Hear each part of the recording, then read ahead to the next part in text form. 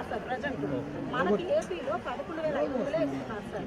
మేము ఆడ 13,600 ఇస్తున్నారు సార్. మనకి 11,500 ఇస్తున్నారు. ఒక రోజు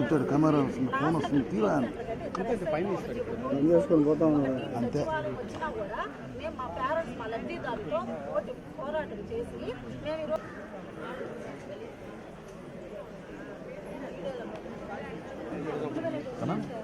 నాకు తెలిసి తల్లి తర్వాత తల్లి ఎవరైనా ఉన్నారంటే అది ఆయా.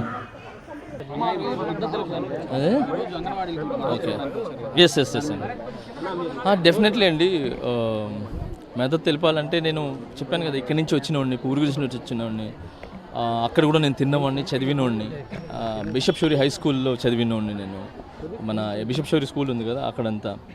సో ఎన్ని ప్రాబ్లమ్స్ తెలుసు. నేను వచ్చింది పాత చెక్ పోస్ట్, నేను పుట్టింది అక్కడ పాత చెక్ పోస్ట్ దగ్గర. అక్కడ అందరూ ఉన్నారు. ఇది ప్రతి ఒక్క కులాలకు సంబంధించిన వాళ్ళు కానీ, ప్రతి ఒక్క ఇది చేపలు పట్టేవాళ్ళు అందరూ, బిస్కెట్ పనులు చేసుకునే వాళ్ళు, మెకానిక్ పనులు చేసుకుని అందరూ ఉన్నారు. కాబట్టి నాకు అక్కడి నుంచి వచ్చాను కాబట్టి నాకు తెలుసు వాళ్ళ పిల్లలు ఎలా ఉన్నారు, ఏం చేస్తున్నారు, వీళ్ళు ఎంత బాగా చూసుకుంటారని చెప్పి. సో నాకు కొంచెం బాధ వేసింది ఏంటంటే, ఒక లేడీ అంటే ఒక ఆడపిల్లలు వచ్చి అమ్మలు అక్కల చెల్లి వచ్చి రోడ్డు మీద చాలా రోజుల నుంచి నిదానం చేస్తున్నా కూడా అది ముందుకు పోకపోవటం అనేది కొంచెం ఇబ్బంది వేసి, సరే నా వల్ల ఏదైనా అవుతుందేమో, నా మాట సహాయం ఏమైనా పనికి వస్తుందేమో వాళ్ళకని చెప్పి నేను రావటం జరిగింది. సో నా మద్దతు తెలపడం జరిగింది. సార్ అది తెలియదు సార్. ఏ పార్టీ నుంచి సార్ మద్దతు అనేది ఇంకా దాని గురించి నేను తర్వాత మాట్లాడతాను సార్. ఏంటంటే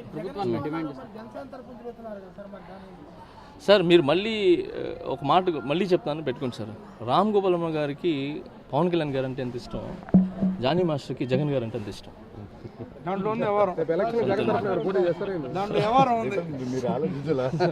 సో ముందు ఏం జరుగుతుంది ఏంటనేది తర్వాత చెప్తాను నేను.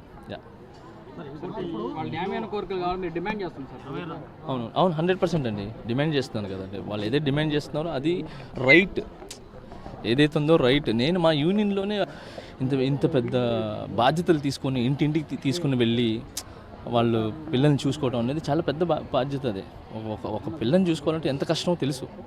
సో అలాంటిది వాళ్ళు అంత కష్టపడి చేస్తున్నారు. మళ్ళీ ఎప్పటికప్పుడు చూపిమని చెప్పి ఒక ఫోన్లు ఇస్తున్నారు. ఆ ఫోన్లు సిగ్నల్ ఉండదు, ఏముండదు. వాళ్ళకి ఇచ్చే ఫోన్స్ అలాంటివి కాబట్టి సిగ్నల్స్ ఉండవు. సో అప్పటికప్పుడు పెట్టాలని చెప్పి ట్రై చేస్తారు, పాపం అది దొరకదు. సో మీరు పని చేయట్లేదని చెప్పి అదొక ఇది వస్తుంది. ఏదైతే మధ్యలో ఉంటారు కదా సార్, పైన వాళ్ళు బాగుంటారు, కింద వాళ్ళు ఇది ఉంటారు సార్.